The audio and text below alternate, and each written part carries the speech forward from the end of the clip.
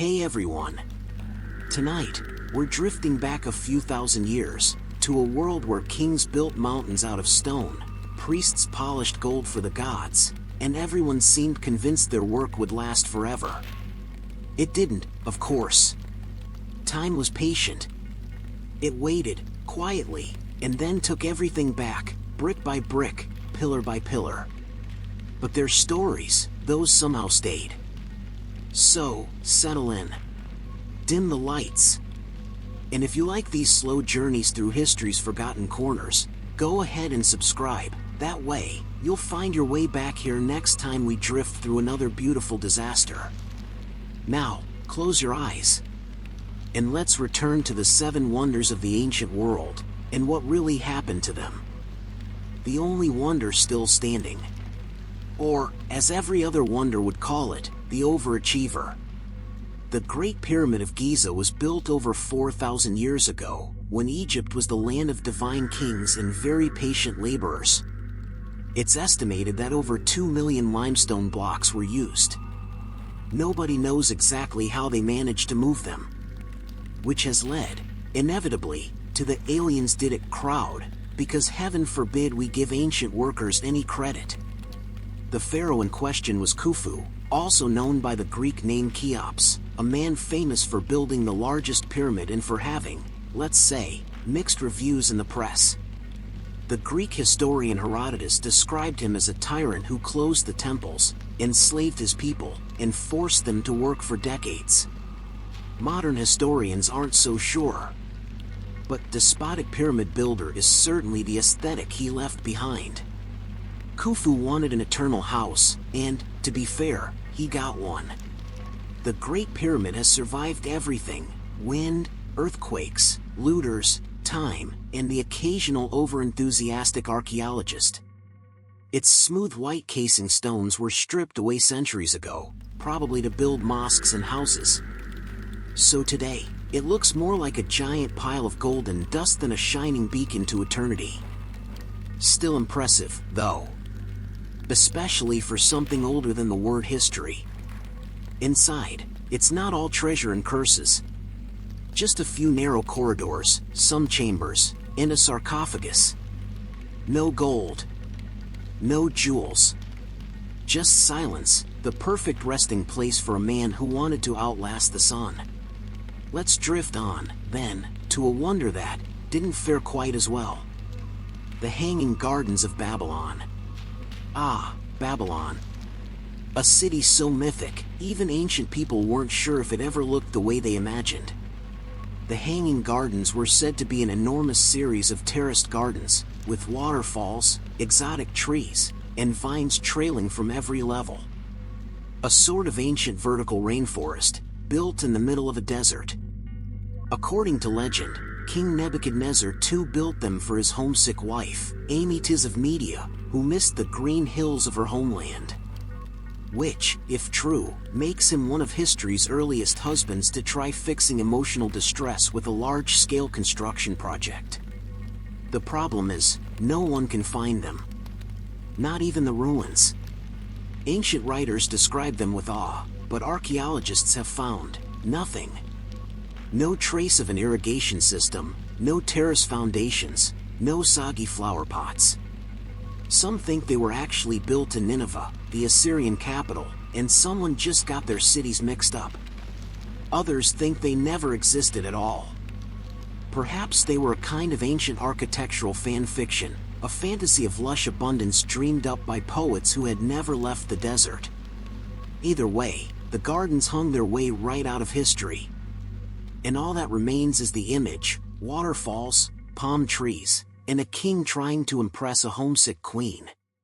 It's oddly romantic, in a delusional, over-budget kind of way. The statue of Zeus at Olympia. Next, let's drift to Greece. The land of democracy, philosophers, and really questionable engineering materials. Here stood the statue of Zeus at Olympia, a monumental gold and ivory figure of the king of gods, seated in serene arrogance inside the Temple of Zeus. It was crafted by the sculptor Phidias, a man who apparently looked at the Parthenon and thought, yes, but what if I made it shinier? The statue was about 40 feet tall, so large that if Zeus had stood up, he would have taken the roof off the temple. Naturally, that was part of the point. The Greeks wanted visitors to feel small, spiritually enlightened, perhaps, but mostly small. Phidias covered the wooden frame with sheets of ivory for the flesh and gold plates for the robe. A maintenance nightmare, but impressive. For centuries, pilgrims traveled from all over Greece just to see it. And then, like most wonders, it vanished. We think it was destroyed in a fire sometime in the 5th century AD. Or possibly melted down by Christian zealots who weren't fond of enormous pagan idols. Either way, Zeus ended up like most Greek gods, unemployed, melted, and mythologized. All that's left are a few coins showing what it might have looked like, and descriptions from tourists who, frankly, were probably exaggerating. As ancient travel bloggers tend to do. The Temple of Artemis at Ephesus. Our next wonder had a particularly dramatic life, mostly because it couldn't stop burning down. The Temple of Artemis was built in Ephesus, in what's now Turkey. It was an enormous sanctuary to the goddess of the hunt, built entirely of marble. Glittering columns, intricate sculptures, and a statue of Artemis covered in jewelry. It was so magnificent that even cynical old Herodotus called it beyond description. Which, coming from a man who described everything, is high praise. Unfortunately, the temple also had a habit of being destroyed. First, by floods. Then by fire. Then rebuilt.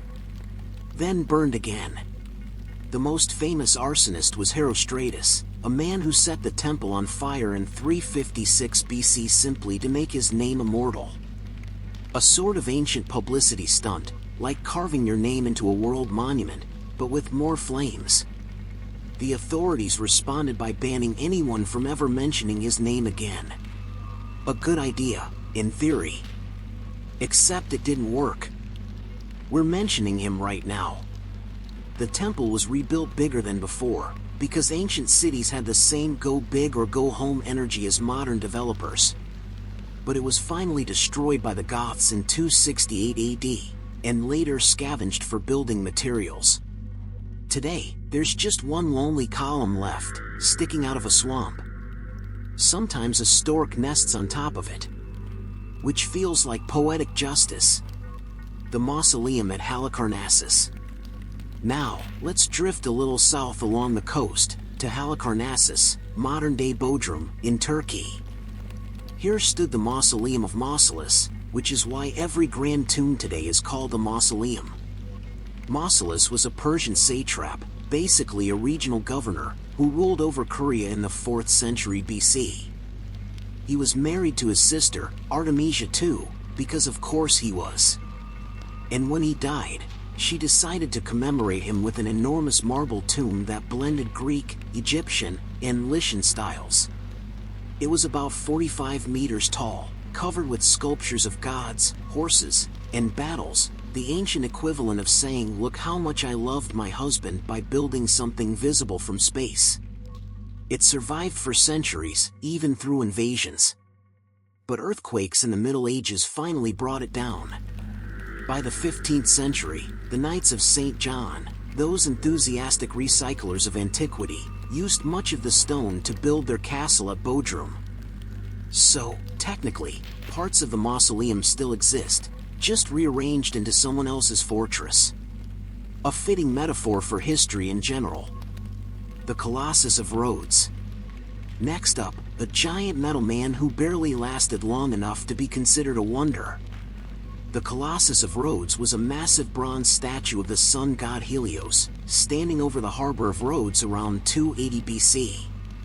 It was built to celebrate the island's survival of a siege, because nothing says we survived like spending 12 years building a statue taller than the Statue of Liberty's torch. It supposedly stood about 100 feet high, gleaming in the Aegean sun.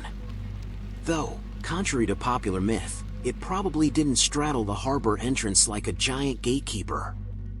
That would have required engineering skills that didn't exist until, well, cranes. Unfortunately, the Colossus had a very short career. It collapsed after just 56 years when an earthquake snapped it at the knees. The Rhodians were too superstitious to rebuild it, believing they'd offended Helios. So it lay in ruins for nearly 900 years, a colossal heap of bronze that travelers came from all over to stare at. Until, in the 7th century, invading Arabs melted it down and sold it as scrap metal. 1,000 camels, the stories say, were needed to carry it away. Which sounds suspiciously specific, but we'll let them have that image. The Lighthouse of Alexandria. And finally, the Lighthouse of Alexandria, or the Pharos, the ancient world's version of GPS, except it didn't crash or need updates. Built on the island of Pharos around 280 BC, it stood roughly 350 feet tall, one of the tallest structures on Earth for centuries. It guided sailors safely into the busy harbor of Alexandria, shining its firelight through a polished bronze mirror. At night, it glowed across the waves. By day, it was a gleaming white tower, visible for miles. A symbol of one of the world's most sophisticated cities, a city where knowledge and architecture briefly walked hand in hand. The lighthouse stood for over 1,000 years, slowly crumbling under earthquakes. By the 14th century, it was gone. In its place now stands a medieval fort, built, naturally, from its very stones. Because when history repeats itself, it usually involves recycling. And that's our quiet little tour of the ancient world's greatest showpieces, 6 gone, 1 hanging on by sheer stubbornness. Together, they tell a simple story. Everything humans build, no matter how magnificent, will eventually crumble. And yet, we keep building. Maybe out of vanity. Maybe hope. Or maybe because we just can't help wanting to leave something behind for the next tired traveler to look at and think, wow, they really tried. So tonight, as the echoes of those vanished wonders fade into the soft hum of time, just drift. Imagine the wind moving over marble, the sand settling over stone, the silence of ancient grandeur forgotten by the world but not by memory. Because every age thinks its creations will last forever. And every age eventually ends up as dust and stories. Hey everyone. Welcome back. If you're still awake, which, honestly, would be impressive at this point, tonight we're slipping gently from stone ruins into soft royal dysfunction. Because for all their jewels, crowns, and gold-threaded slippers, European royals spent centuries turning their family trees into circles. And the results were not great. This isn't really a story about power or glory. It's more a long, slow sigh about what happens when people decide that their bloodline is too precious to mix with anyone else's. Spoiler, it wasn't. So, fluff your pillow, take a breath, and let's begin with the face that launched 1,000 medical dissertations. Charles II of Spain, the final Habsburg. Let's start, of course, with Charles II of Spain, the grand finale of the Habsburg dynasty. The man who single-handedly demonstrated the limits of royal genetics. He was born in 1661, the product of about 200 years of intermarriage between cousins, uncles, nieces, and anyone with the right number of Habsburg chins. By the time Charles arrived, the family's gene pool resembled something you might find in a neglected fishbowl. Charles had what polite court physicians called delicate health. In less polite terms, he could barely chew, struggled to speak, and had the facial structure of someone designed by committee. He was small, sickly, infertile, and suffered from frequent seizures. And yet, somehow, they still dressed him up in satin and declared him divine. He was nicknamed El Hechizado, the Bewitched, because people genuinely thought he'd been cursed. In reality, his problems came down to the fact that his parents, Philip IV of Spain and Mariana of Austria, were uncle and niece. Which made Charles their son, and also, genetically speaking, their grandchild. He reigned for 35 years, mostly as a tragic figure shuffling through court ceremonies while Spain crumbled around him. His advisors fought, his empire shrank, and Charles spent his final years praying for a miracle heir that would never come. When he died in 1700, the autopsy revealed that his heart was enormous, his lungs were filled with water, and his body contained no single drop of blood. Which sounds dramatic, but also poetic, in a very Habsburg way. His death ended the Spanish Habsburg line entirely. You could almost hear the collective sigh of Europe's royal physicians. The Habsburg chin. Before we drift away from Spain, it's worth lingering a little on the family trait that defined an empire, the Habsburg jaw. It wasn't just a big chin, it was a full architectural feature.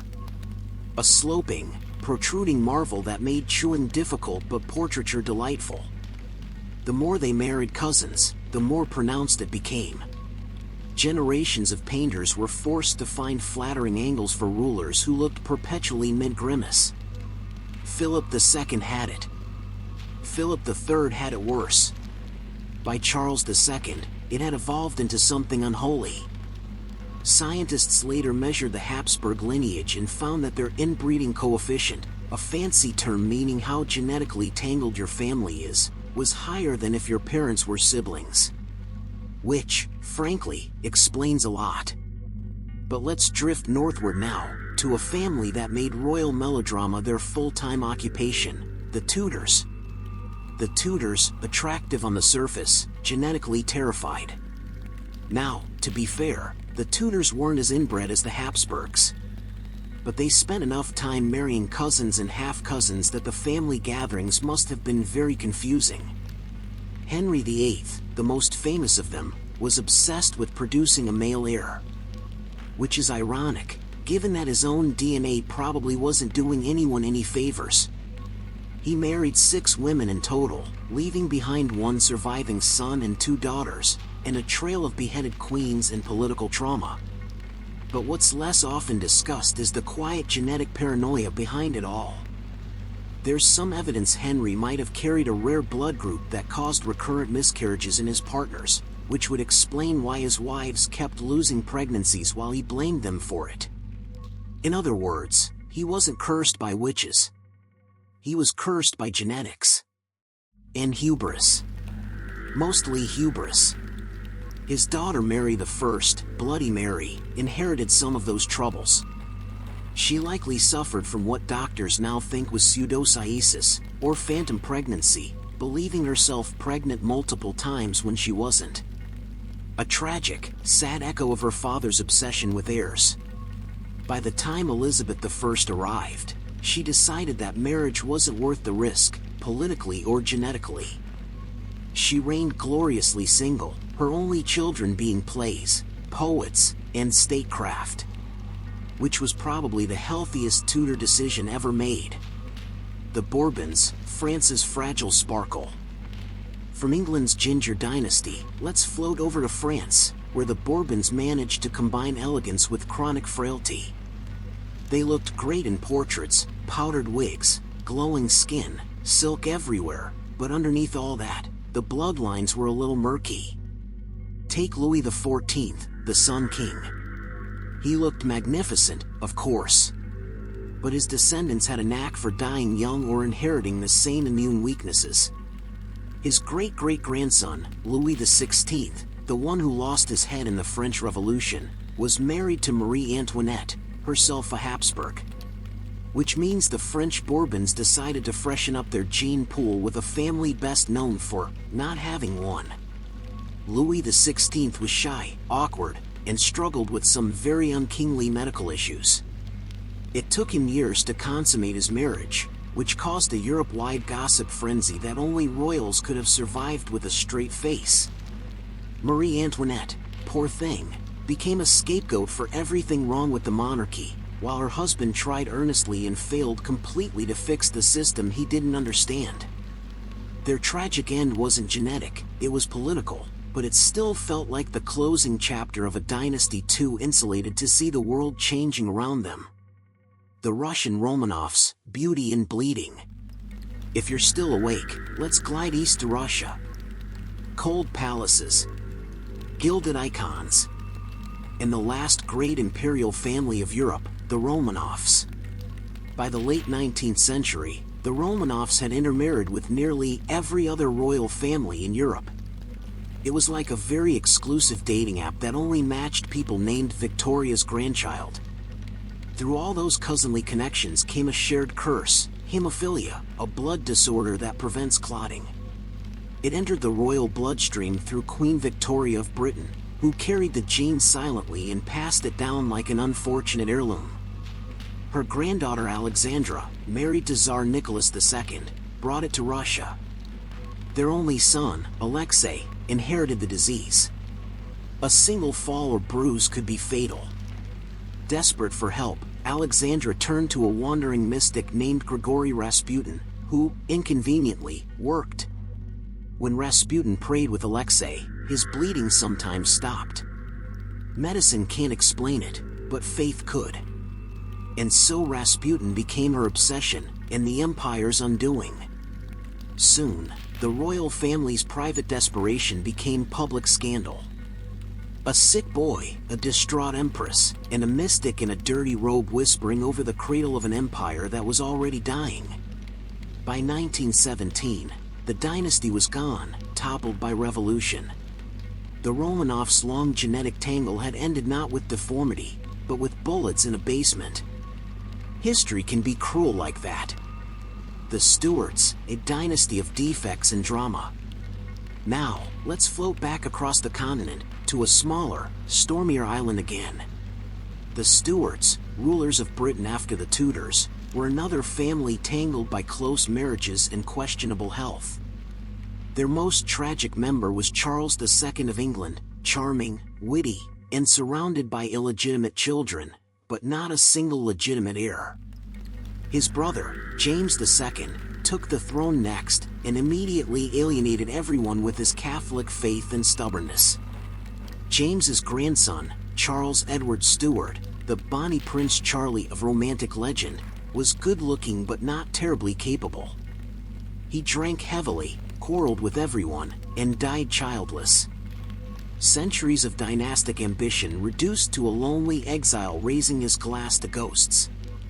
The Stuarts weren't grotesquely inbred like the Habsburgs, but their marriages still ran in small, repetitive circles of European nobility. They looked polished, but if you zoomed out, it was all one extended family picnic with crowns. The Braganzas and Bourbons of Portugal and Spain, cousins forever. Over in Iberia, things were getting complicated again.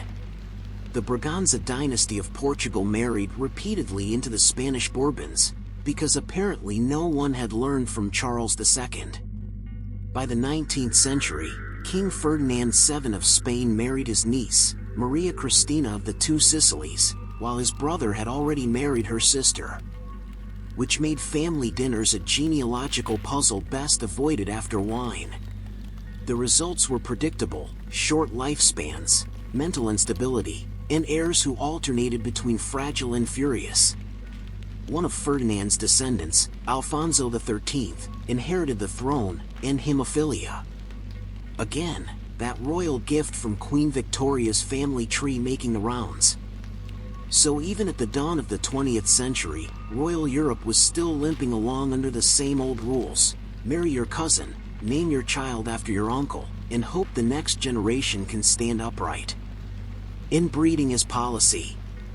What's remarkable isn't just how common this was, it's how intentional it was. Marrying within the family wasn't seen as odd. It was seen as prudent.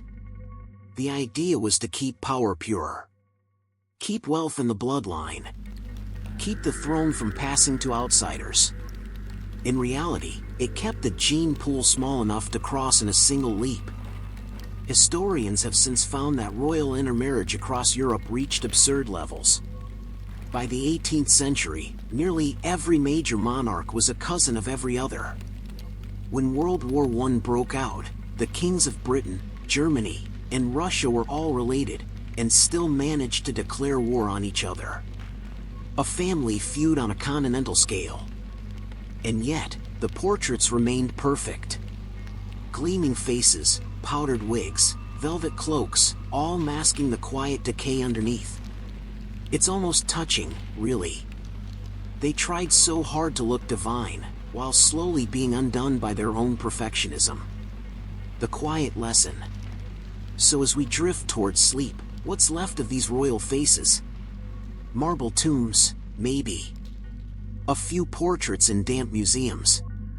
And a genetic cautionary tale written across history in crooked chins and tragic airs. The Habsburgs, the Bourbons, the Tudors, the Romanovs, they all began with the same dream, to make their line eternal. And yet, the tighter they clung to that dream, the faster it unraveled. Perhaps there's something peaceful in that. A reminder that even the most powerful bloodlines eventually thin, fade, and return to the same quiet dust as everyone else. So, as the candlelight fades across centuries of pale faces and rattling crowns, just remember, perfection, like lineage, never lasts. But the stories, those always find a way to linger. Candle, soft breath, fading into silence. And when we return, we'll drift a little further, into the private lives of the royals themselves. The petty, spoiled, and slightly unhinged monarchs who made palace life a kind of gilded therapy session for people who really needed to go outside. Hey everyone! If you're still with me, and not already half asleep under a blanket of royal disappointment, welcome back. Tonight, we're gliding gently through palace halls echoing with whispers, tantrums, and far too many gold-threaded curtains. Because if there's one thing history teaches us, it's that giving absolute power to people who've never heard the word no tends to go poorly. This isn't a story about conquest or empire. It's about the quieter catastrophes, the petty arguments, the bizarre habits, and the fragile egos that made royal life less majestic, and more mildly tragic. So, dim the lights a little further. Let's begin with a king who truly made self-indulgence into a national sport. Louis XIV, the man who turned himself into furniture. Ah yes, Louis XIV of France, the Sun King. A man so radiant he once said, "I am the state." Which, to be fair, is a very efficient way to summarize your personality. Louis ruled for over 70 years, building the Palace of Versailles, the world's largest monument to look at me. It had more than 2,000 rooms, 67 staircases, and so much gold leaf it probably still glows faintly from space. He had servants to do everything. One to hold his candlestick. One to pour his wine. Several to hand him his shirt, which he did not put on himself, obviously, in a hierarchy of courtiers to determine who got the honor of doing so. It was called the levee, his daily rising ceremony, where nobles would stand and watch the king wake up. He'd stretch, yawn, and accept their bows like a cat being adored. Louis wasn't insane. Just perfectly calibrated to his own myth. Every gesture was theater, every meal a ritual, every step a performance. He wore high heels because he was short. He powdered his face so heavily he resembled a frosted pastry. And he made every noble in France live at Versailles so he could keep an eye on them. It worked. The aristocracy became too busy gossiping about who sat nearest the king to bother plotting anything useful. Louis XIV died in 1715, leaving behind a bankrupt treasury, an exhausted country, and several large mirrors that had seen too much. He once said, "After me, the flood." And, as usual, he was right. King George III, the mad king who wasn't so mad. Next, let's drift over to England, where George III, the so-called Mad King, spent most of his reign being misunderstood. He's best remembered as the king who lost America, but that's a little unfair. By the time the American colonies revolted, Britain had been mismanaging them for decades. George just happened to be the man holding the crown when the paperwork fell apart. The madness, though, is what sticks. For years, he suffered bouts of confusion, manic energy, and strange behavior, talking non-stop for hours, writing incoherent letters, and once trying to shake hands with a tree because he thought it was the king of Prussia. Historians now think he suffered from porphyria, a rare metabolic disorder that can cause hallucinations, pain, and purple-tinged urine, which probably did not help his reputation. But in his lucid moments, George was actually gentle, devoted, and oddly humble. He loved farming, reading, and his family, which, for a British monarch, was already unusual. He reigned for 60 years, slowly slipping into mental decline until his son, the future George IV, took over as regent. And that's where things get louder. George IV, fashion, food, and financial ruin. George IV was everything his father wasn't. Extravagant, lazy, and spectacularly self-absorbed. He was addicted to luxury, food, and attention. Imagine if a peacock could wear waistcoats. He built palaces he couldn't afford, redecorated them in styles that can best be described as architectural heartburn, and filled them with enough gilt and velvet to smother a small nation. He weighed around 245 pounds by middle age, and wore a corset so tight that he once fainted during dinner. When he finally died, his waist measured 50 inches, though it's said his ego was slightly larger. He kept mistresses, alienated his wife, and loved himself passionately. The poet Byron called him a dandy of 60, who bows to his own shadow. And yet, for all his vanity, George IV left behind one of the most beautiful landmarks in London, the Regency style of architecture, all graceful curves and soft white facades. Proof that even the most useless people can leave something lovely behind. Queen Christina of Sweden, the royal who quit. Let's leave Britain's buffet table behind and drift north, to Sweden, home to snow, serenity, and the very strange story of Queen Christina. Born in 1626, Christina was the only surviving child of King Gustavus Adolphus, a warrior king who died gloriously in battle before she was 6. From that moment, the entire Swedish state treated her as a tiny, sacred heir, raised among scholars, soldiers, and a lot of pressure. She was brilliant, eccentric, and refused to behave. She dressed in men's clothes, hated marriage, and filled her palace with philosophers and art instead of nobles. At age 28, she shocked everyone by abdicating the throne. She simply announced she was done being queen, converted to Catholicism, and rode off to Rome. The Swedish parliament was stunned. They'd spent years preparing her to rule, and she'd decided she'd rather discuss metaphysics over espresso. In Rome, she became a patron of the arts, charming popes and annoying cardinals in equal measure. When she died in 1689, she was buried in St. Peter's Basilica, one of only 3 women ever given that honor. A monarch who walked away from power entirely. Not mad. Not tragic. Just done. Emperor Nero, the theater kid who ruled Rome. From serene Scandinavia, let's float back to the marble chaos of Rome. Because no list of royal misbehavior would be complete without Emperor Nero, patron saint of self-indulgence. He ruled from AD 54 to 68, and for most of that time seemed far more interested in music, acting, and setting things on fire than governing an empire. He performed poetry recitals that lasted for hours, locking the doors so no one could leave. He raced chariots, sang on stage, and forced senators to applaud like exhausted parents at a school play. When Rome caught fire in 64 AD, rumors spread that Nero had started it himself so he could rebuild the city to his taste. He didn't, but he did compose songs about it while watching the flames.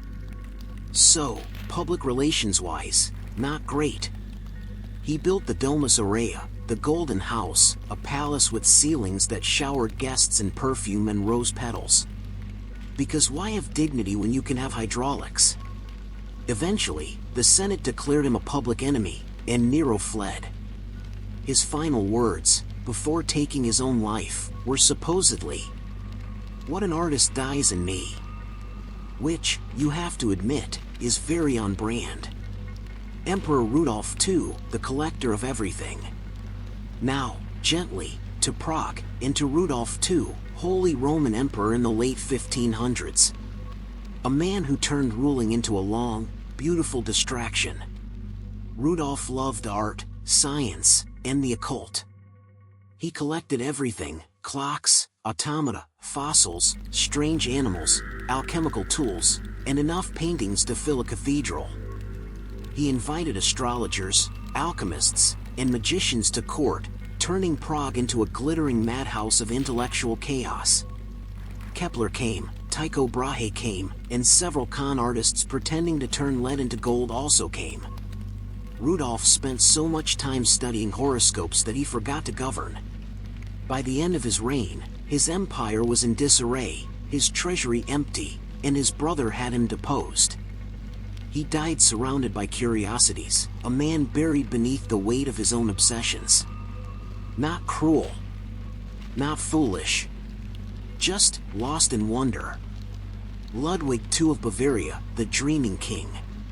And then, there's Ludwig II, the king who built fairy tales instead of policies. He came to the throne in 1864 at age 18, shy, romantic, and entirely uninterested in ruling. He loved art, opera, and solitude, particularly the works of composer Richard Wagner, whom he treated like a living god. Ludwig poured his fortune into castles, Neuschwanstein, Linderhof, Herrenchiemsee, fantasy palaces filled with gold swans, mirrored halls, and ceilings painted with Wagnerian heroes. He rarely appeared in public. He dined alone, spoke to imaginary companions, and built mechanical dining tables that rose through the floor so he wouldn't have to see his servants.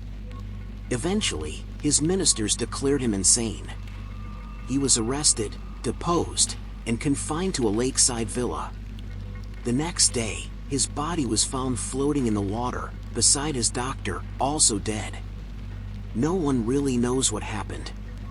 But his castles remain, dreamlike, glowing, and quietly heartbreaking. The fantasies of a man too gentle for politics, too lonely for power. Petty kingdoms, fragile crowns. If you've noticed a theme here, it's that the line between royal glory and quiet breakdown is very, very thin. Too much power. Too little perspective. And nowhere to hide when the mind begins to wander. Some were cruel. Some were kind. Most were just lost in the echo chamber of their own divinity. Louis XIV turned his ego into architecture. George IV inflated himself into luxury. Nero turned Rome into performance art. Ludwig II turned loneliness into stone. And through it all, history watched, quietly, as they drifted further from reality, until all that remained were myths, portraits, and a few bewildered taxpayers. The quiet ending. So as we close the curtains on these gilded misadventures, maybe take a small comfort in this.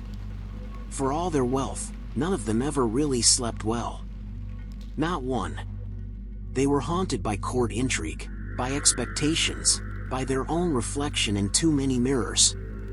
And maybe, deep down, they knew that every crown is just a very heavy bedtime story, destined to fade when the lights go out. So tonight, let their ghosts rest. The palaces are quiet now. The velvet has faded. The gold has tarnished. And somewhere, under a mountain of dust and vanity, the royal world finally sleeps. Candle, soft, fading tone. When we drift back next time, we'll explore something even gentler, the strange and sorrowful world of royal childhoods. Tiny heirs, fragile dynasties, and the very odd upbringing of those born to rule. But for now, just breathe, and let the kings and queens fade into dreamlight. Hey everyone, still with me? Good. We've drifted a long way tonight, through marble halls and ancient dust, but there are still a few more wonders flickering faintly on the horizon. 3, to be exact. Let's drift quietly toward them now. The world had gotten bigger by the time the next wonders were built. Trade routes had stretched, cities had grown, and kings had become ambitious in that particular ancient way, the kind that involves excessive amounts of marble, laborers, and self-regard. The Mausoleum at Halicarnassus. Our first stop is Halicarnassus, modern-day Bodrum, Turkey, a sun-drenched spot where one man decided that death really ought to be an opportunity for tasteful self-promotion. His name was Mausolus. Yes, that Mausolus. The one whose tomb gave us the actual word mausoleum. So, really, he won history's naming contest. Mausolus was the ruler of Korea, a small kingdom tucked neatly under the shadow of Persia. He wasn't a great conqueror or philosopher, but he did have good taste, and an even better wife, Artemisia too. She also happened to be his sister. Because, of course she was. It was the ancient world, and keeping the royal line pure seemed like a charming idea, right up until the gene pool started to look like tepid soup. When Mausolus died around 353 BCE, Artemisia decided that ordinary grief simply wouldn't do. She commissioned a tomb so extravagant that it would outshine any built before, or, ideally, after. The result was a 135-foot marble masterpiece, tiered like a wedding cake, crowned with a 4-horse chariot statue, and surrounded by sculptural panels of gods, warriors, and the occasional horse looking mildly surprised. It was the work of the best Greek sculptors of the age, Scopas, Bryaxis, Timotheus, and Leocares. Basically the Michelangelos of their day, if Michelangelo had to carve under the supervision of a mourning widow who also happened to be his client, his queen, and his sister-in-law. Legend says Artemisia was so devoted that she mixed Mausolus's ashes into her wine and drank him, which, depending on your romantic standards, is either deeply touching or profoundly unsettling. Either way, the gesture didn't extend her lifespan. She followed him into death only 2 years later, and the two were finally interred together, surrounded by their marble immortality. The mausoleum stood for more than 1,500 years, surviving conquest, earthquakes, and general neglect, until the 13th century, when nature and time finally won. Today, only fragments remain. A few carved horses, some staircases, bits of marble lions. The rest was taken apart by crusaders, who used the stones to build a fortress, because nothing says respect for the dead quite like turning someone's grave into a battlement. If you go to Bodrum now, you can still visit what's left, a peaceful archaeological garden dotted with broken pillars and weathered reliefs. The silence there feels strangely fitting. Mausolus wanted eternal glory. Instead, he got something quieter, his name whispered every time someone mentions a grand tomb. And maybe that's enough. Let's move gently north, across the Aegean, to where another wonder once towered against the sun. The Colossus of Rhodes. Imagine this, a 100-foot-tall statue of a man, cast in bronze, standing guard at the harbor of a Mediterranean island. He's holding a torch high above the ships below, his polished metal gleaming so brightly that sailors could see him from miles away. That was the Colossus of Rhodes, a monument so audacious it made the Statue of Liberty look like a tasteful garden ornament. The island of Rhodes had good reason to show off. Around 305 BCE, they'd survived a siege by Demetrius the Besieger, a man famous for losing in spectacular fashion. After he gave up, he left behind so much abandoned siege equipment that the Rhodians decided to sell it for scrap and use the money to build something magnificent. Enter Chairs of Lindos, a sculptor who thought, sure, I can make a 100-foot bronze man without structural steel or cranes. What could possibly go wrong? It took 12 years. The statue depicted Helios, the sun god, patron of Rhodes, and was constructed from iron, stone, and an improbable amount of optimism. Ancient accounts claim it stood astride the harbor mouth, ships sailing beneath its legs. This, sadly, is poetic nonsense, charming, but physically impossible. In reality, the Colossus probably stood on one side of the harbor, gazing nobly at the sea. perhaps wondering whether anyone had considered wind load calculations. For 56 years, he stood tall until, naturally, an earthquake struck in 226 BCE and brought him crashing down. His knees, apparently, were not earthquake-rated. The Rhodians were heartbroken but practical.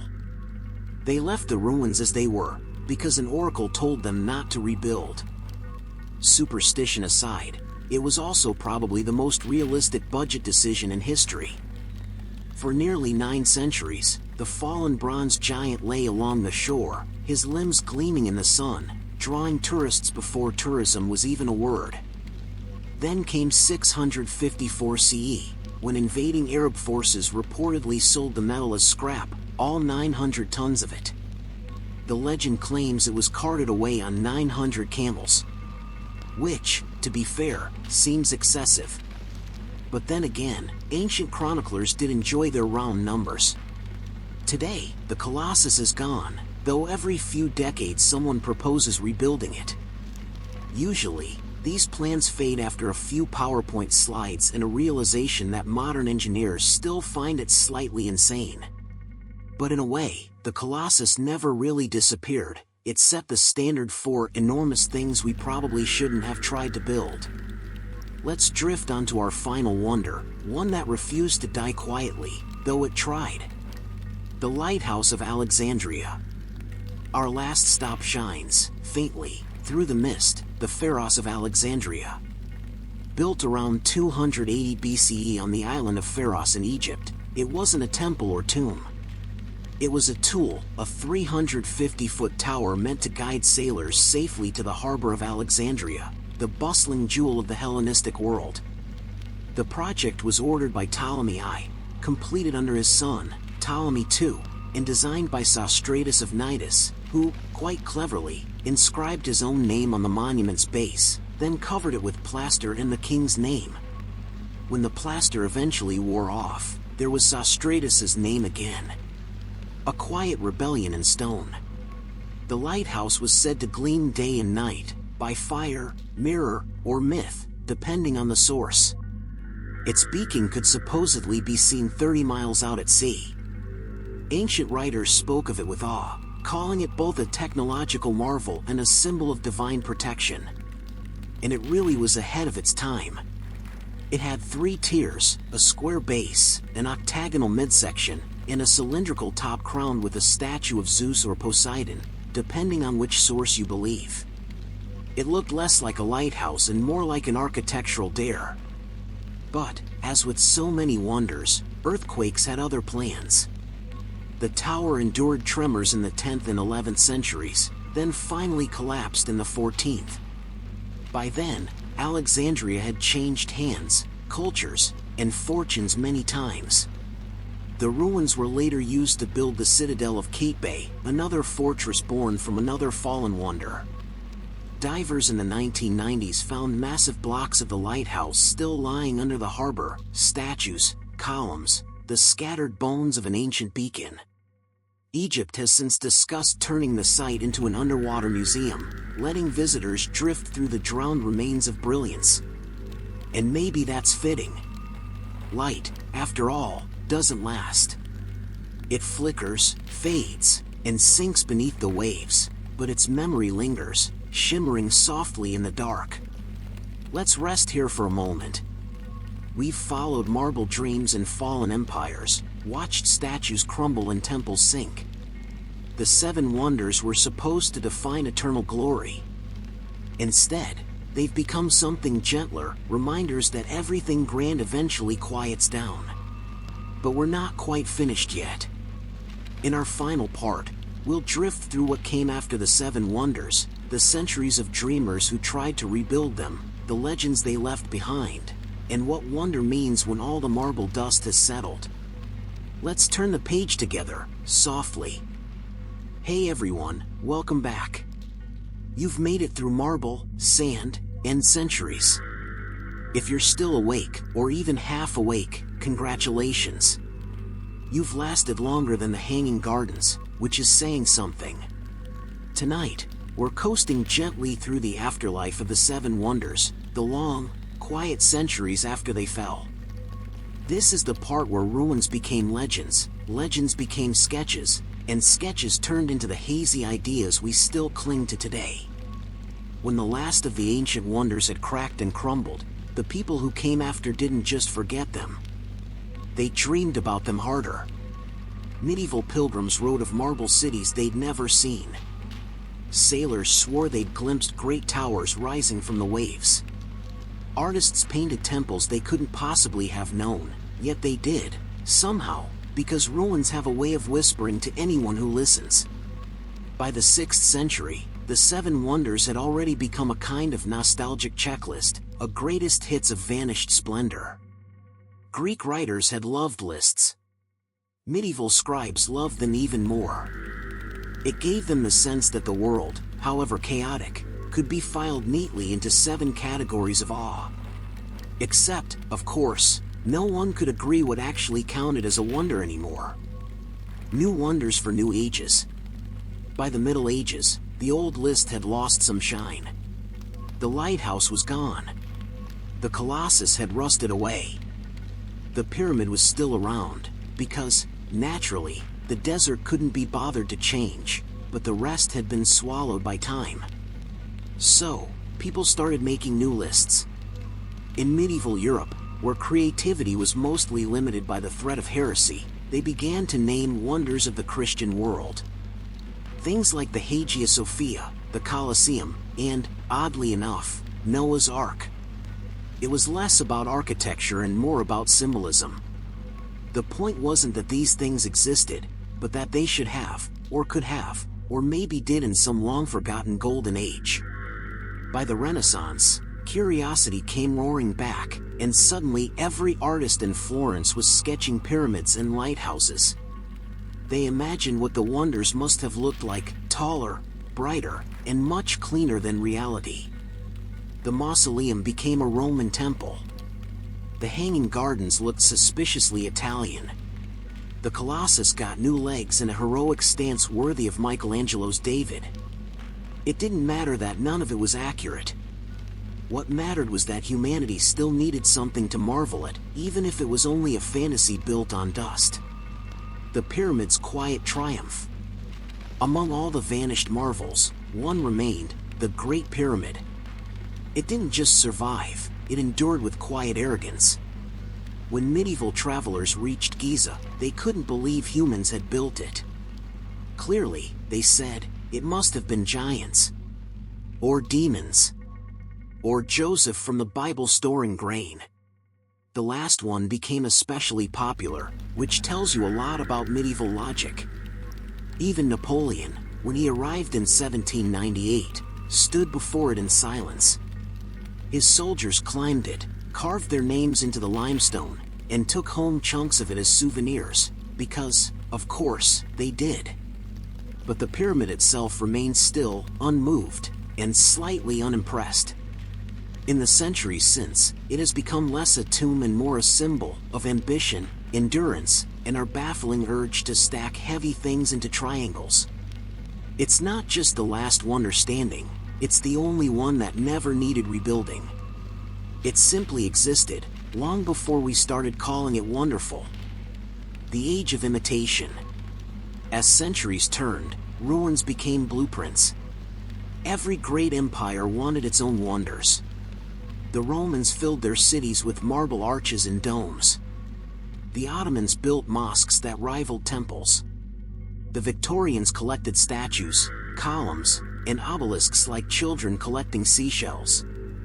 Even the modern world couldn't resist. Paris built the Eiffel Tower, its own metal colossus, elegant and unnecessary. New York raised the Statue of Liberty, another beacon to the sea, echoing the Lighthouse of Alexandria, but with better engineering and less chance of collapse.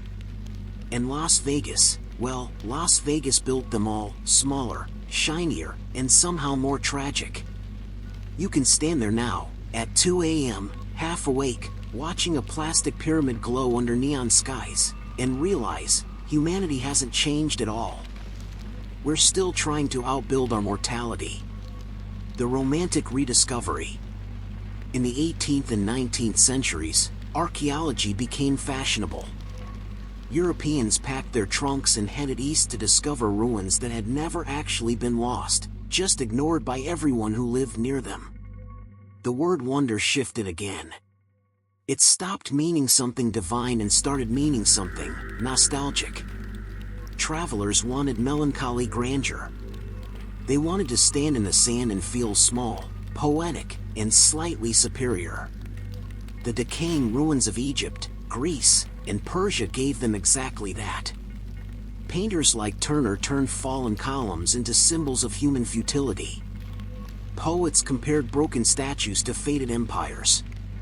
The Romantic era loved ruins because they told the truth gently. Everything ends, but beauty lingers in the wreckage. What the wonders became. Over time, the seven wonders became less about the structures and more about what they represented. The pyramid, endurance. The hanging gardens, imagination. The statue of Zeus, divine ego. The Temple of Artemis, beauty. The Mausoleum, love, or at least self-love. The Colossus, pride. The Lighthouse, guidance. Together, they formed a kind of emotional map of civilization, from the heights of ambition to the quiet humbling of time. And maybe that's why they've never quite left us. You can find them in every skyline, every tower and monument we build to remind ourselves that we were here. We still measure greatness by height, symmetry, and the ability to look impressive in sunlight. We still carve our names into the stone, even if it's digital now. The gentle irony of it all. The irony, of course, is that the people who built these wonders didn't call them wonders. They just called them necessary. Pharaohs wanted tombs. Kings wanted temples. Sailors needed a lighthouse. The rest, the awe, the legend, the lists, came later, from people like us who like to categorize beauty before bedtime. It's comforting, in a way. They built for eternity. We remember for comfort. And maybe, just maybe, that's the better deal. A final drift. So here we are, the end of our long, slow wander through the seven wonders and their ghosts. If you close your eyes, you can almost see them again. The golden statue glinting in the harbor. The gardens swaying in the desert breeze. The fire of the lighthouse flickering against the sea. They're gone, yes, but not forgotten. Because the mind, like history, rebuilds endlessly in the dark. And as you drift off tonight, think about this. Maybe the real wonder isn't what they built, or even what they lost. Maybe it's that we still care. That we still whisper their names thousands of years later. The pyramid. The gardens. The statue. The temple. The mausoleum. The Colossus.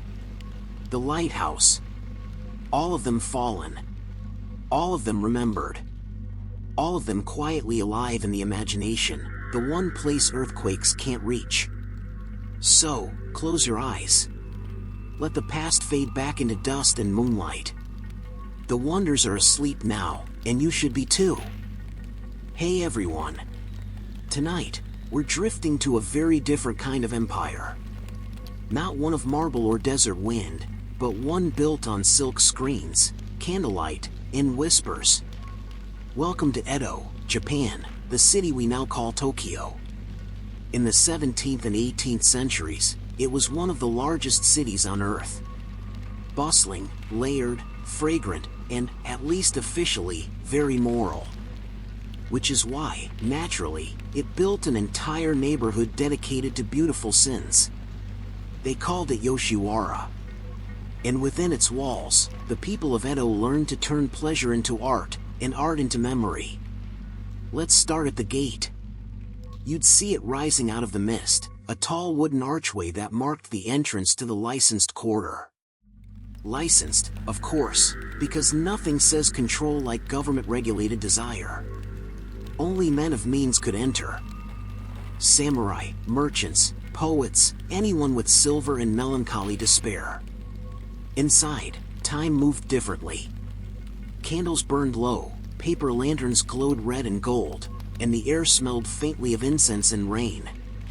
The streets were narrow, lined with latticed tea houses. And from behind the screens came the sound of shamisen, 3 strings, plucked with deliberate elegance. No one rushed in Yoshiwara. You were expected to linger, admire, and pretend this was all very dignified. The women here were called oiran, not quite courtesans, not quite celebrities, but something between dream and ritual. They were trained in music, dance, calligraphy, poetry, and conversation. Some even learned the politics of flattery, arguably the hardest art of all. It took years to rise to the rank of Tayu, the highest oiran. By then, she was less a person than a walking performance. Her hair towered high with tortoiseshell combs, her robes were heavy brocade, and her walk, the famous figure-8 glide, was slow enough to make time jealous. Visitors would gather just to watch her pass. And even that privilege came with a price. But behind the layers of silk and ceremony was a quieter story, one painted in woodblock prints. The artists of Edo called their style ukiyo-e, pictures of the floating world. And floating world is exactly what Yoshiwara was, a place half between pleasure and impermanence. Printmakers like Suzuki Hironobu, Udamaro, and later Hokusai turned these women, and the world they ruled, into art. Their prints showed delicate faces behind fans, soft hands pouring sake, robes slipping just enough to suggest perfection rather than display it. They weren't portraits, they were dreams printed in ink. Because in Edo, art was always about the space between what you show and what you imply. The floating world, ironically, was carefully anchored by law. Yoshiwara existed because the Tokugawa shogunate wanted pleasure contained.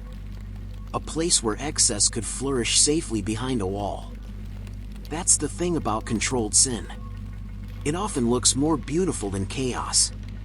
At least, until it rots. By the late 18th century, the pleasure houses began to change. Merchants, once forbidden from luxury, had quietly become richer than the samurai they served. And where there's wealth, there's taste, or, at least, an attempt at it. The oiran became the fashion icons of Edo. Women outside Yoshiwara copied their hairstyles, their makeup, even their walk, minus the impossible shoes. Courtesans inspired poetry, theater, and, eventually, scandal. Because, of course, nothing is as fascinating as what polite society pretends to ignore. Udamaro, perhaps the most famous artist of them all, captured that tension perfectly. His women weren't erotic in the modern sense. They were serene, self-contained, and infinitely tired. You can almost hear the silence in their rooms. The sound of an artist working by candlelight, capturing beauty that already knows it will be forgotten. He was eventually imprisoned for his art, naturally.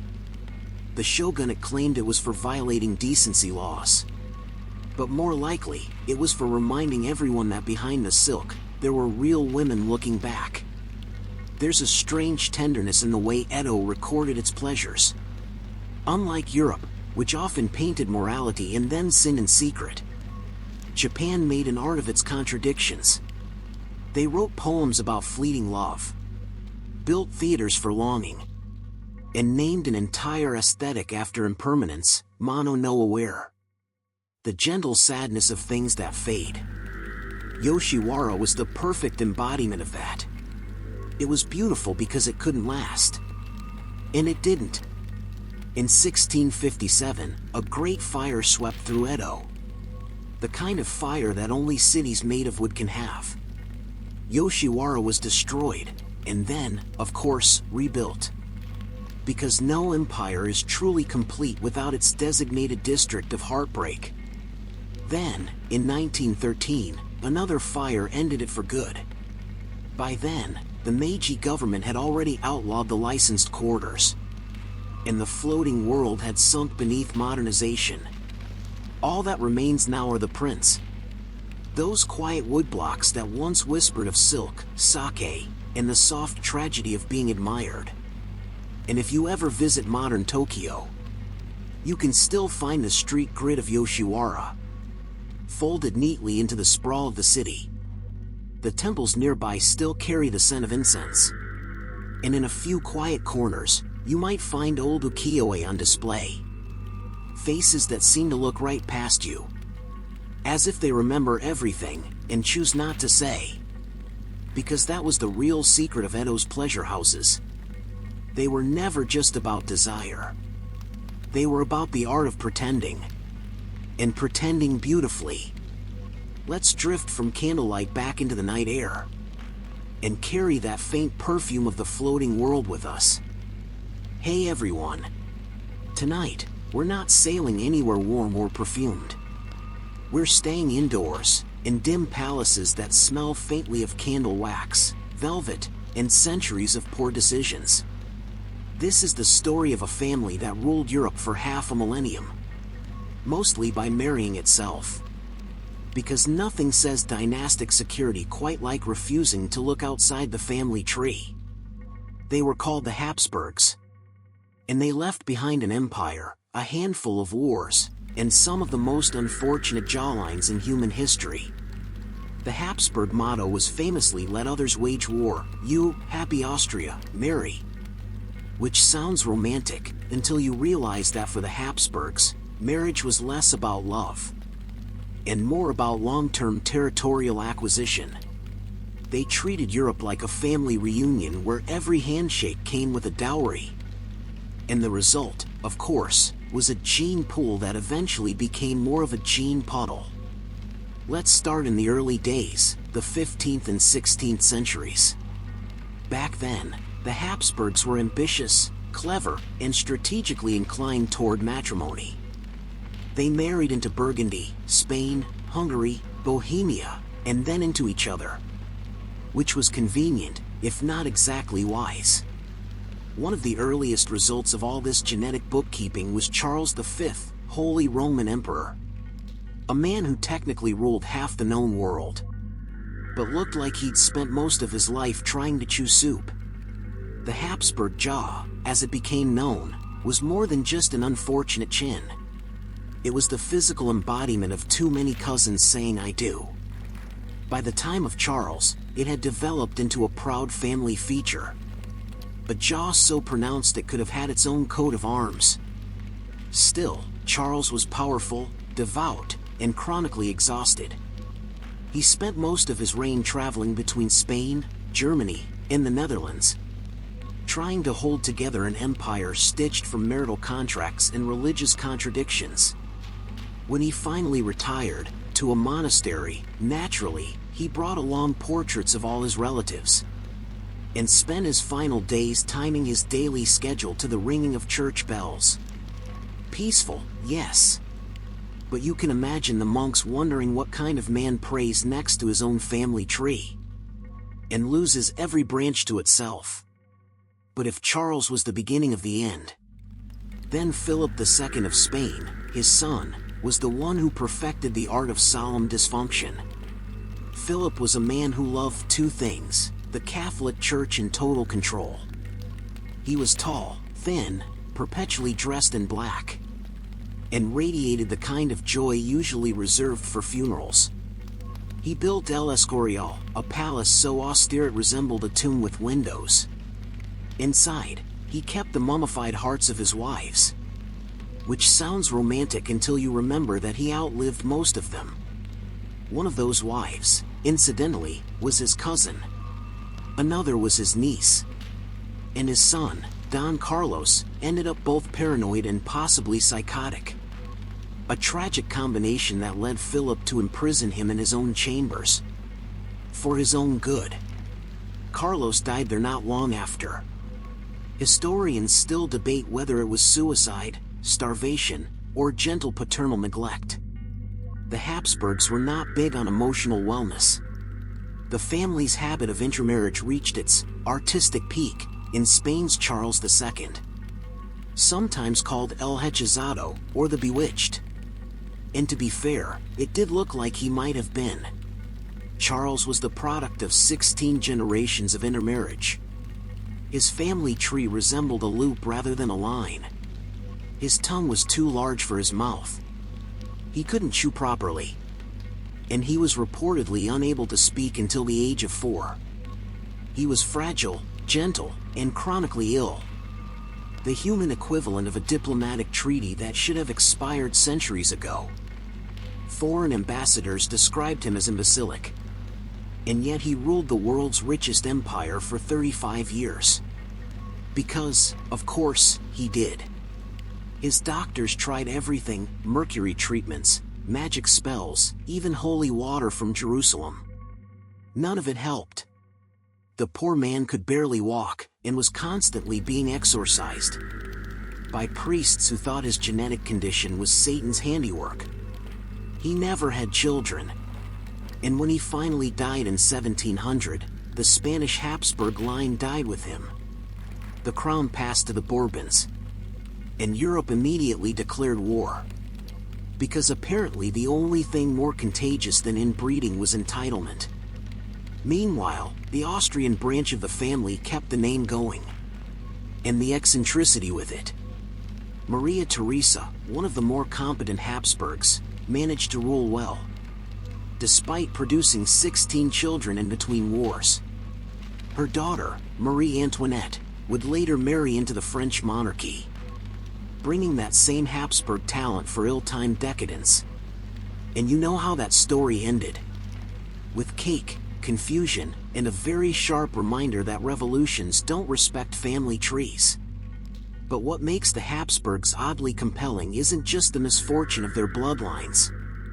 It's the strange dignity with which they carried their decline. They built cities, sponsored art, commissioned music, and looked increasingly like their own ancestors while doing it. They ruled over peasants who had more genetic diversity than their entire court.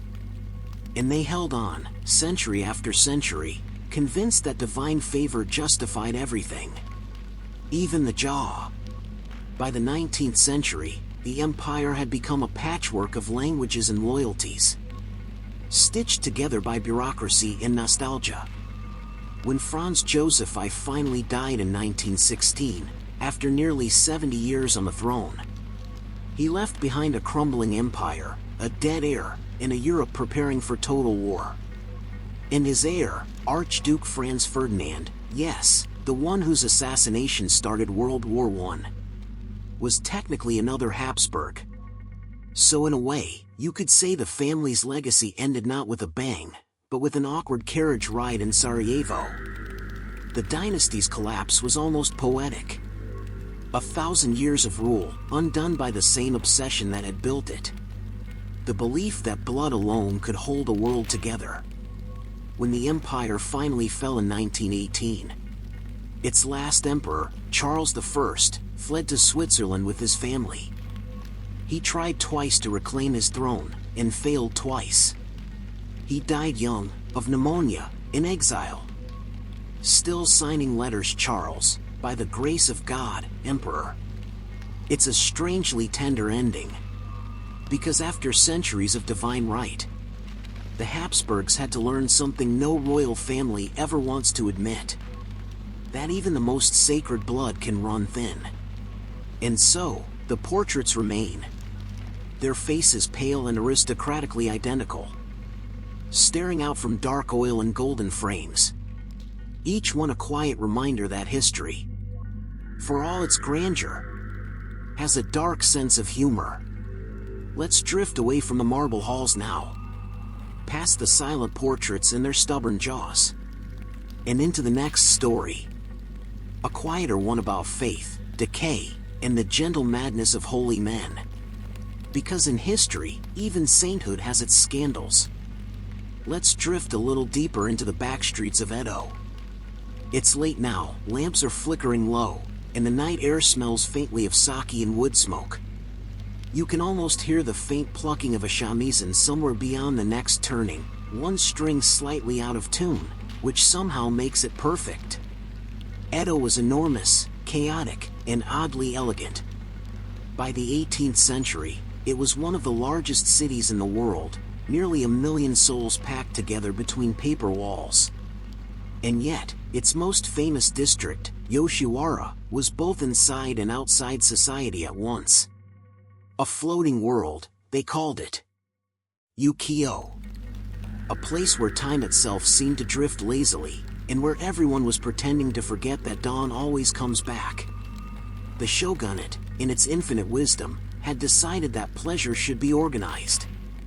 So, naturally, they created a system of brothels so carefully licensed and regulated that even a modern bureaucrat might blush.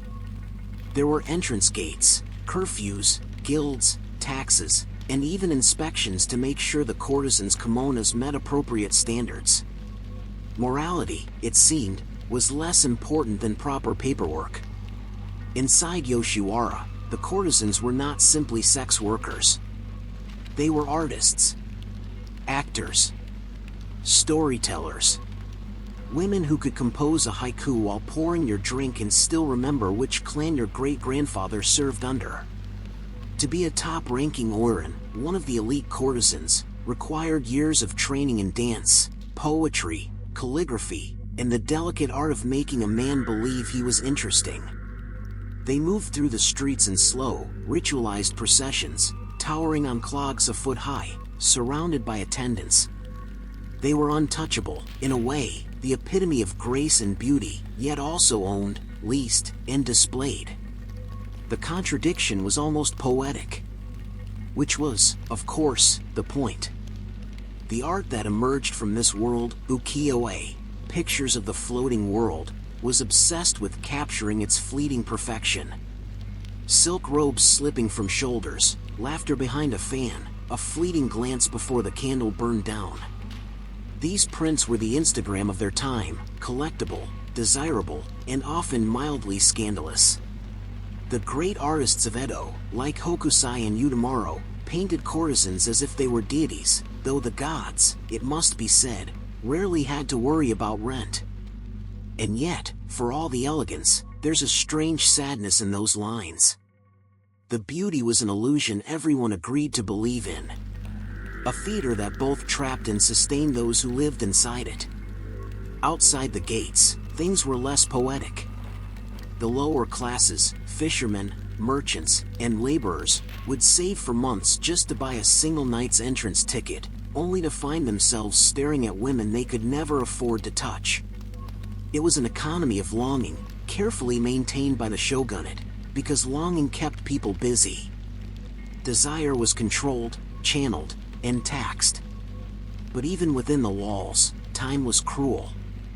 The courtesans, most of them sold into service as children, rarely saw freedom again. Some rose to fame, others faded quietly, their names forgotten before their beauty was. The floating world was beautiful, yes, but it floated because it was never meant to last. Let's drift to one of the tea houses now. The paper screens slide open to reveal a low room lit by candlelight. There's a circle of laughter, a small cloud of incense, and the rhythmic sound of fans snapping open. Every gesture is practiced, but it feels effortless. That was the secret. To make performance look like sincerity. And yet, among all this artifice, something genuine flickered now and then. An exchange of glances too real to be scripted. A moment of exhaustion behind a painted smile. It's those moments, not the elaborate hairpins or embroidered silk, that the ukiyo-e masters tried to capture. The human beneath the performance. When Commodore Perry's black ships arrived in the 1850s, bringing the West and all its noise, the floating world began to sink. Industrialization doesn't have much use for illusion. Yoshiwara stayed, of course, well into the modern era, stubbornly alive through fires, earthquakes, and changing morals. But the magic dimmed, the way an old lantern eventually does. Still, its legacy remains, in art, in literature, even in the quiet aesthetics of modern Japan. The idea that beauty is fleeting, that life is a moment of grace before fading. That's the philosophy of ukiyo, still drifting through time. And as we leave the lanterns of Edo behind, the streets grow quiet again. You can almost hear the last echoes of laughter fading into the mist. The courtesans returned to shadow, the prince to their wooden blocks, the candles to their wax. The floating world was never meant to stay still. It shimmered, just long enough to be remembered. Hey everyone! If you're still awake, or hovering somewhere in between, tonight we're descending below the waves. Not into the loud, adventurous kind of underwater story, with divers and treasure and dramatic music. No, this is the gentler sort of descent, slow, dark, and strangely peaceful. Because beneath the calm surface of the world's oceans, there are whispers of cities. Not the mythic Atlantis kind, though it will, inevitably, turn up. But quieter places, real ones, where human hands once built temples and walls that now sleep beneath silt and coral. They're still there, in the darkness. Forgotten, but not gone. It's strange, isn't it? We talk about history as if it happens on land.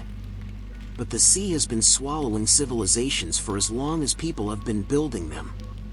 Floods, earthquakes, shifting coastlines, all the little temper tantrums of geology.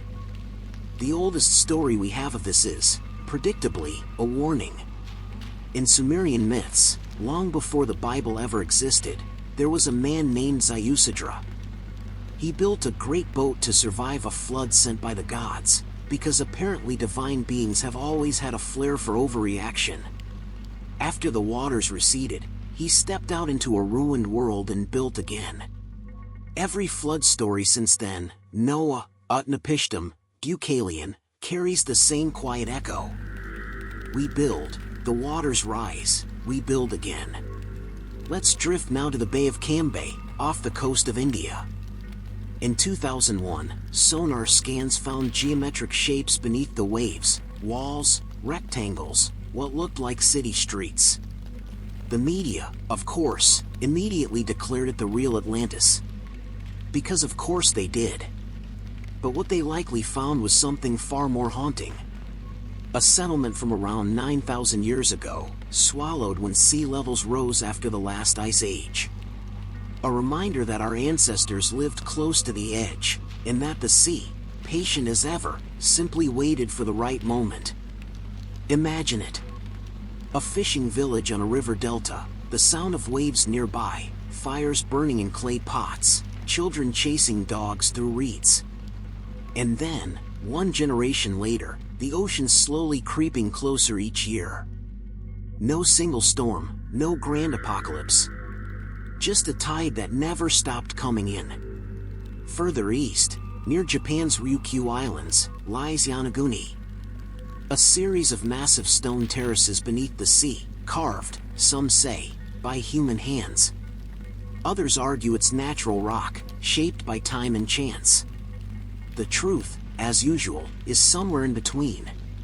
What's striking isn't the debate, but the image. A sunken stairway descending into blue silence. Whether it's a temple or a cliff, it feels sacred. A place where history and geology decided to collaborate on something beautiful.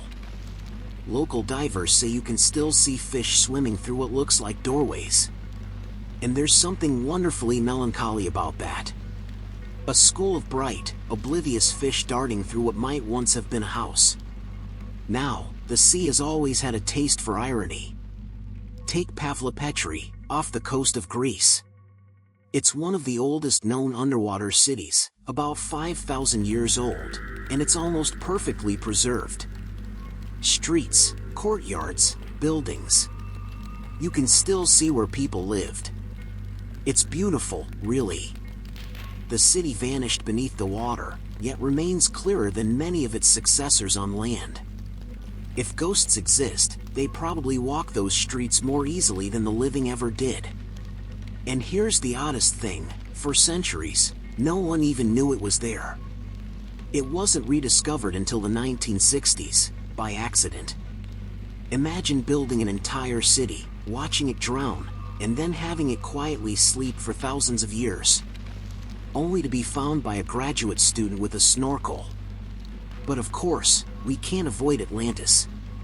It's the bedtime story of lost civilizations. Plato wrote about it, or rather, He wrote about someone talking about it. A city of impossible perfection that angered the gods and was drowned in a single day and night. People have been looking for it ever since. The funny part is, Plato wasn't describing history, he was describing hubris. He was writing a moral lesson, not a travel guide. But humans, being what they are, read "Don't let arrogance destroy you" as "let's grab a map and start digging." And so we've found Atlantis hundreds of times. In the Mediterranean, in the Sahara, under Antarctica, on Mars. It's the historical equivalent of Bigfoot, constantly rediscovered, never confirmed. Maybe that's the point, though. Atlantis isn't a place, it's a mirror.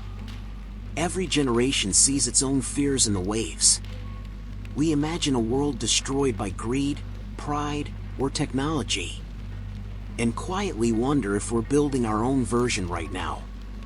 Further south, off Egypt's coast, lies Heracleion, once a bustling port at the mouth of the Nile.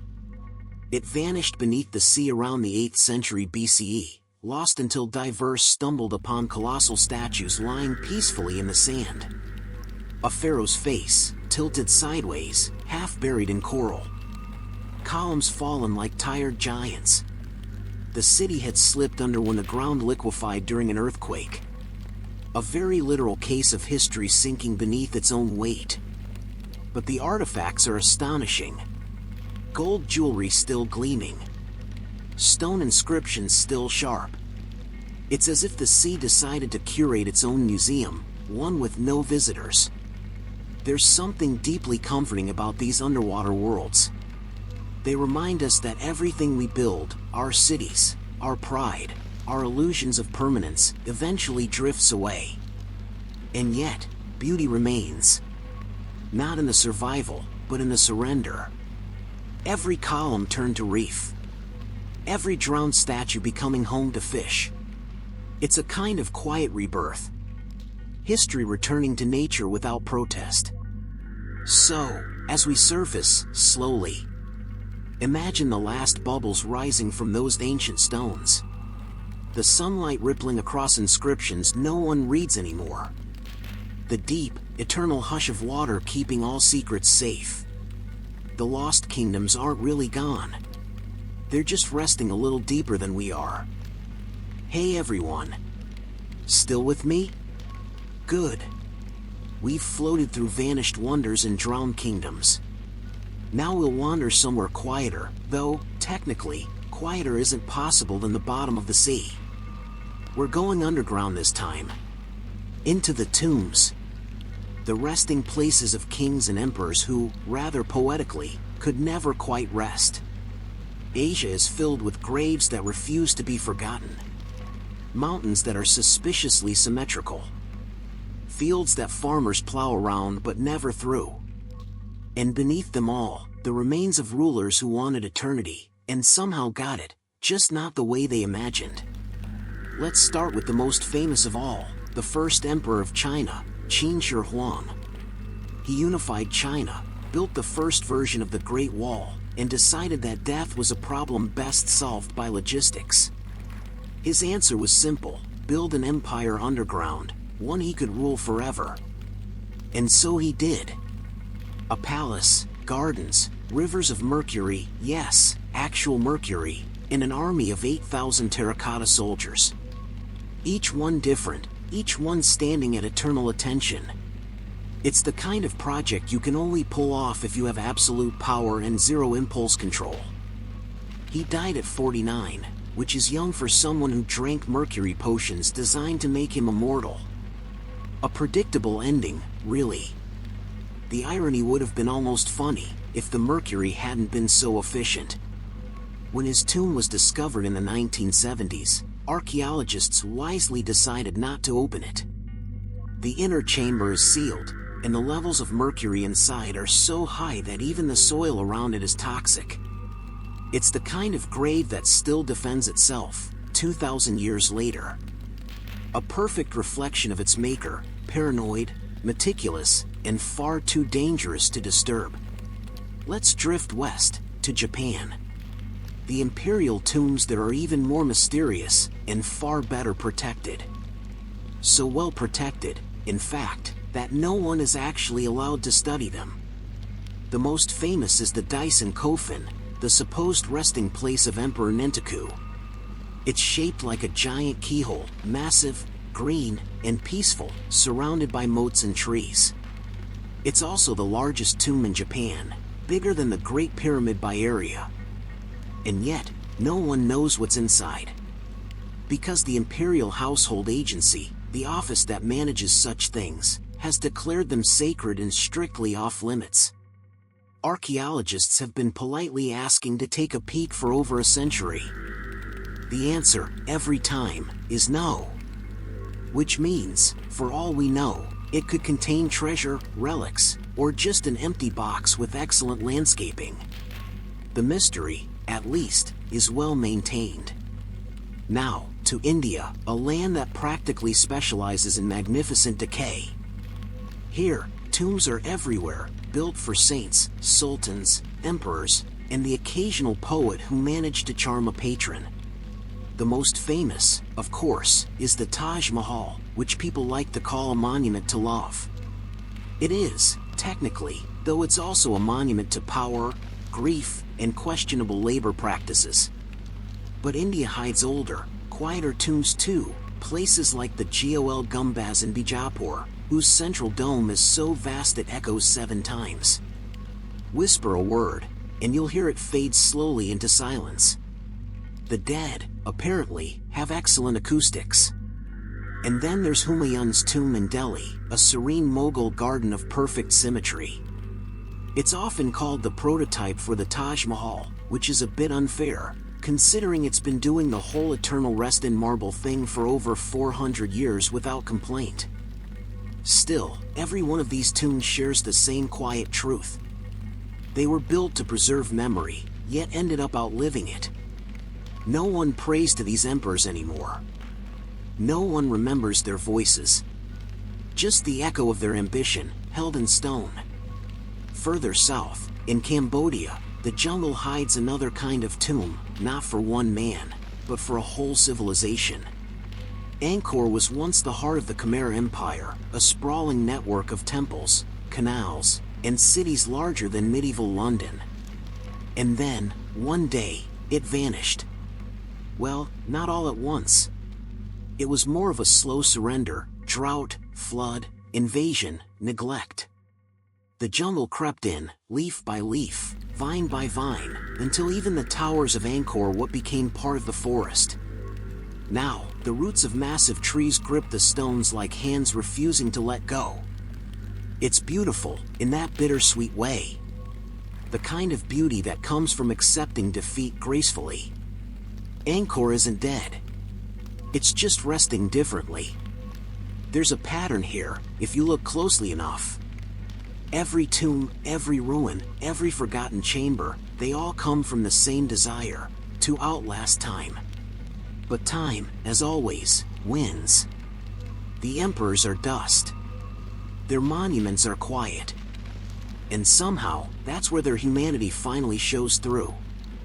Beneath all the gold and ritual, the centuries of ceremony and superstition, they were just people, afraid of being forgotten. And the irony, of course, is that their fear is what keeps them remembered. There's one last tomb we should visit, though calling it a tomb might be generous. In the Gobi Desert, archaeologists once found the remains of a Mongol noble's burial mound. It was simple, just stones, sand, a few ornaments. But among them was a single inscription, roughly carved, that said, "Do not disturb. There is nothing here." A bit defensive, maybe. But honest. And maybe that's the truest memorial of all. Not marble or mercury, not gold or legend. Just a quiet admission that death doesn't need decoration. So, as we leave the tombs behind, the air cools and stills. The lantern light fades. The earth settles back into silence. And somewhere beneath it all, emperors dream their long, undisturbed dreams. History, patient as ever, keeps their secrets. Hey everyone! Still awake? Or half dreaming by now? Either way, this next story might lull you even further. It's about families that love themselves a little too much. We're talking about dynasties that married their cousins, nieces, and sometimes, unfortunately, their sisters. Because when you're a royal and you've convinced yourself that your bloodline is divine, the obvious thing to do, apparently, is to keep it entirely in the family. It sounds romantic in a tragic sort of way, the idea of preserving a sacred lineage. But mostly, it produced fragile jaws, tragic heirs, and genealogies that read like circles instead of trees. So, let's drift back into the candlelight and meet the dynasties that, well, slowly devoured themselves. We'll start with the Habsburgs, because of course we will. No discussion of royal inbreeding is complete without them. For centuries, this sprawling European family managed to rule Austria, Spain, parts of Italy, and whatever else they could get their slightly unsteady hands on. And they did it by marrying each other. A lot. At first, it made sense, politically, at least. Keep power consolidated, keep outsiders out. Unfortunately, genetics doesn't really do politics. By the 1600s, the Habsburg family tree had become less of a tree and more of a pretzel. And the result of all this generational recycling was Charles II of Spain, a man who, through no fault of his own, became the physical embodiment of poor decision-making. Charles had what doctors now call the Habsburg jaw, an exaggerated underbite so severe that he reportedly couldn't chew properly or close his mouth fully. He was also infertile, epileptic, and suffered from various mysterious ailments that confused and exhausted his physicians. When he died at just 38, it effectively ended the Spanish branch of the Habsburg line. Centuries of royal marriages, and the dynasty literally ran out of viable DNA. It's almost poetic. They spent generations keeping their blood pure, and succeeded so completely that it couldn't sustain life anymore. But the Habsburgs were not alone. The Ptolemies of Egypt, the Greek dynasty that ruled after Alexander the Great, were doing the same thing 2,000 years earlier. Their most famous member, Cleopatra VII, came from a long line of sibling marriages. Her parents were likely brother and sister, as were her grandparents. Family dinners must have been interesting. The reasoning, again, was divine legitimacy. The pharaohs of old had married their sisters, so the Ptolemies decided to continue the trend, blending Greek logic with Egyptian tradition in the most questionable way possible. To their credit, it worked politically. For a while.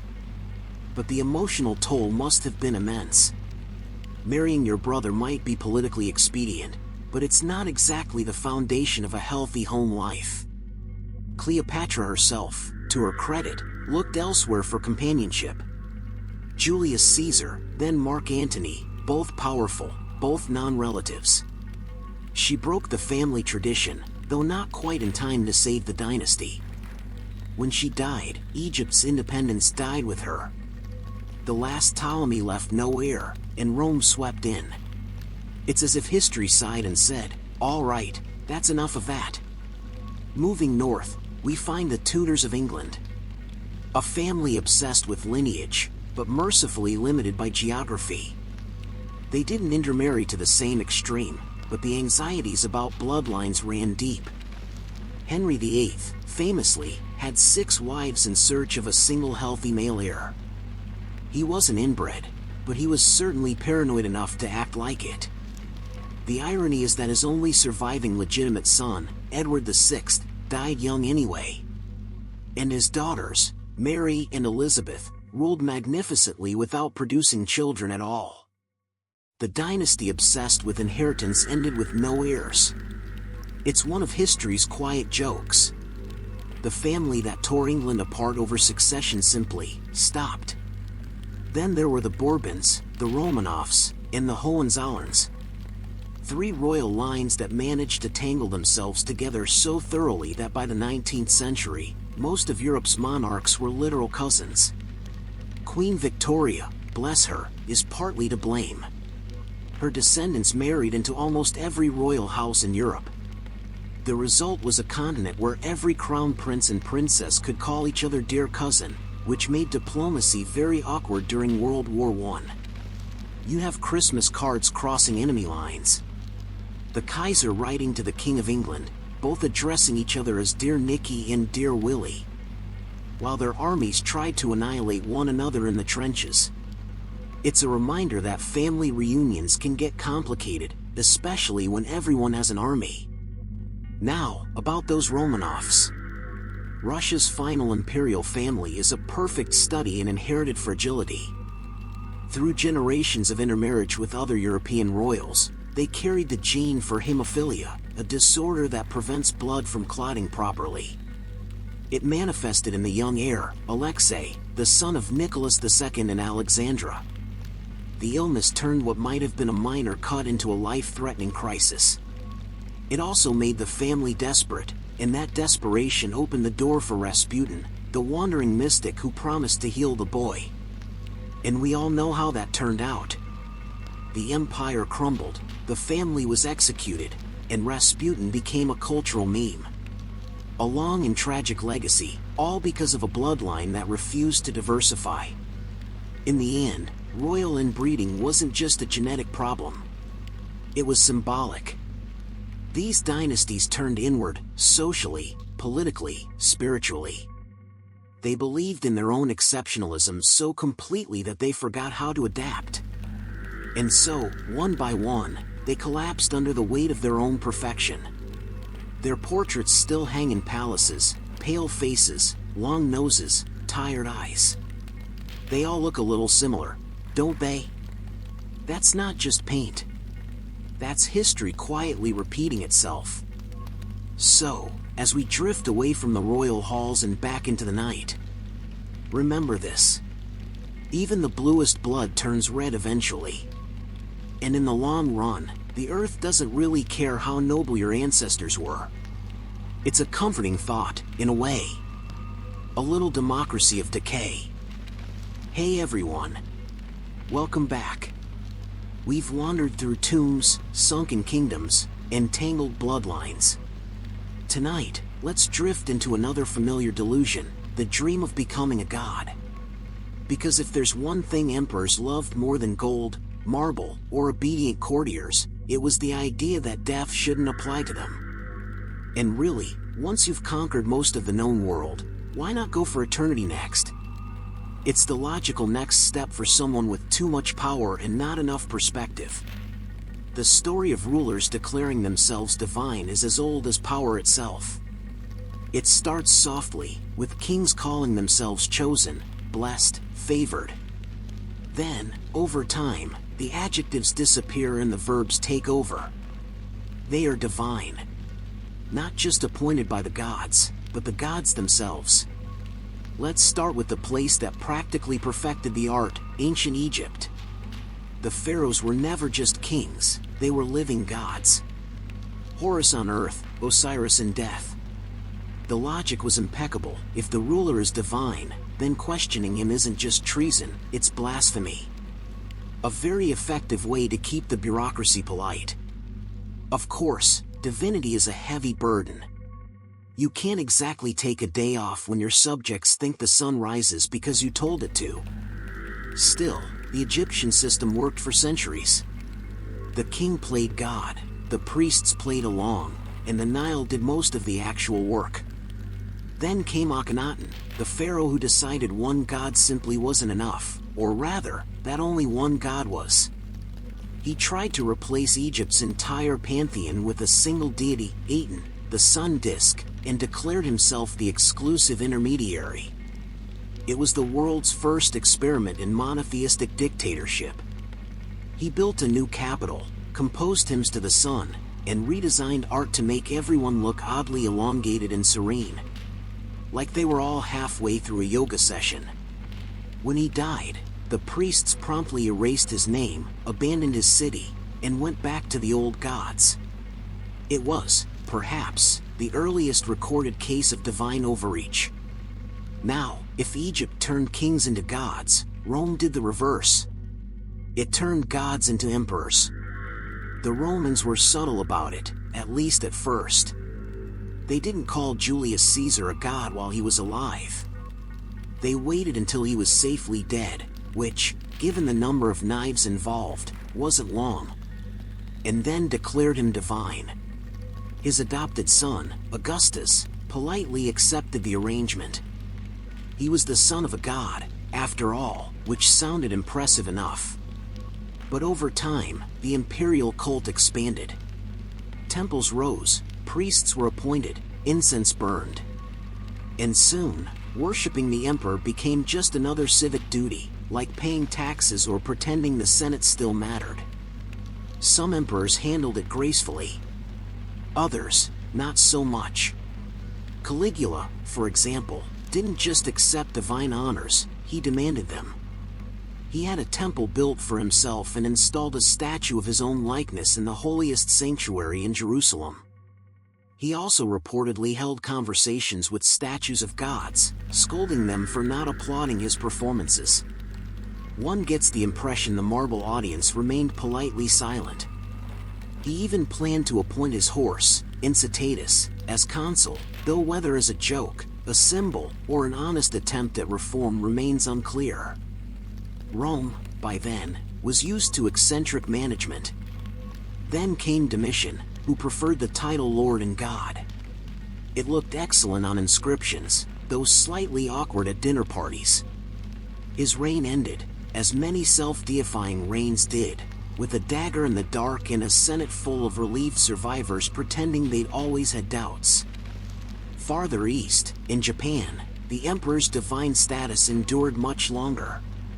The imperial line traced its ancestry directly to the sun goddess Amaterasu, a family claim so old that no one dared question it.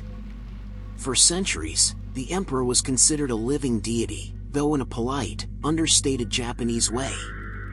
Not thunderbolts and fire, just quiet reverence, tea ceremonies, and a lot of bowing. That divine identity lasted well into the 20th century. Until the end of World War II, when Emperor Hirohito publicly renounced his divinity. It was a strange moment, a god announcing he was, in fact, human. The sort of event that might have shaken entire civilizations in earlier times. But by 1946, most people were too busy rebuilding to mind. History had finally retired one of its oldest illusions. Of course, divinity wasn't limited to kings. Some rulers decided that if the heavens wouldn't recognize them, they'd start their own version. In China, various emperors claimed the mandate of heaven, a flexible divine license that expired automatically whenever a dynasty collapsed. It was a brilliant system. If you won, heaven approved. If you lost, heaven had clearly changed its mind. You couldn't argue with it, because the evidence was always retrospective.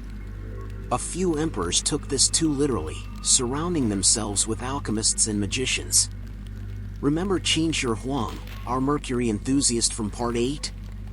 He was chasing immortality, which is really just another way of saying he thought he could cheat the gods by becoming one. Spoiler, he didn't. And then there was India, where kings didn't always claim divinity outright. They merely associated themselves with it, which is far more elegant. The Mauryan Emperor Ashoka, after conquering most of the subcontinent, renounced violence and adopted Buddhism. He didn't call himself a god, but he did carve his words into stone pillars across thousands of miles. A divine-scale act of self-promotion if ever there was one. Centuries later, his edicts still stand, calmly reminding travelers to be kind, moderate, and respectful. A surprisingly decent legacy for someone who started his career as a warlord. But perhaps the most quietly tragic example comes from Southeast Asia. The Khmer Empire again, where rulers like Jayavarman VII built enormous temple cities like Angkor Thom. They filled them with statues of the Buddha. Except the faces were subtly modeled on the king himself. It's an interesting compromise. Not quite declaring oneself a god, but arranging things so that the gods happen to resemble you. When his empire eventually declined, the statues remained. Their serene faces half-broken, smiling faintly through vines and moss. It's hard to say whether they still look divine or simply tired. In the end, the dream of godhood never works. Mortality always wins, quietly and politely. Temples crumble, cults fade, names blur into myth. Even gods, over time, go out of fashion. But there's something oddly comforting about that. These men built eternity. And the only part that truly lasted was the irony. So, as we leave their temples behind, imagine the scent of old incense, the echo of sandals on marble, the faint whisper of a priest chanting to a statue that once wore a human face. Power always wants to be worshipped. But the older the world gets, the quieter the gods become.